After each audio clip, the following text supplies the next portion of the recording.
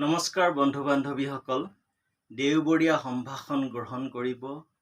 আপোনালোক সকলোৰে শুভকামনা বিচাৰি আজি পুনৰ এটি কবিতা পাঠ কৰিবলৈ লৈছোঁ।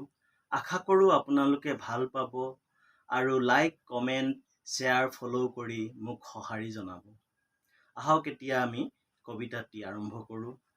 কবিতাটিৰ শিৰোনামা হ'ল জাবৰ বেলিকা। কবি মই জ্যোতিবিকাশ গগৈ। জাবৰ বেলিকা, জাবৰ বেলিকা, এষাৰি মাত দি যাবা, মোক সেই বাটতে পাবা, যিটি বাটেৰে এদিন তুমি আহিছিলা।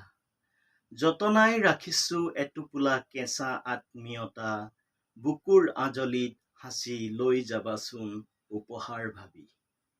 এই নিঃস্ব দুহাতত আৰু একোটো নাই, বিষণ্ণতাৰ তপ্ত নিশ্বাসে উমান দিব কলিজা জ্বলাৰ, তথাপি হাঁহিবোৰ নেহেৰুৱাও, তোমাক নকন্দুৱাও। সামৰি হেঁচি ৰাখি বিষাদৰ বাঢ়নি নদীক, যাচিম এপথাৰ সুহৃদয়তা। বিদায়ী বেলাৰ সেই বহুবোৰ সুমনীয়া শৈৰৱ যুগমীয়া সোঁৱৰণিৰ সুদীৰ্ঘ পৃষ্ঠাত, কিন্তু নকৰো দিয়া অনিশ্চিত আশ্বাসবোৰ পুনৰ লগ পোৱাৰ।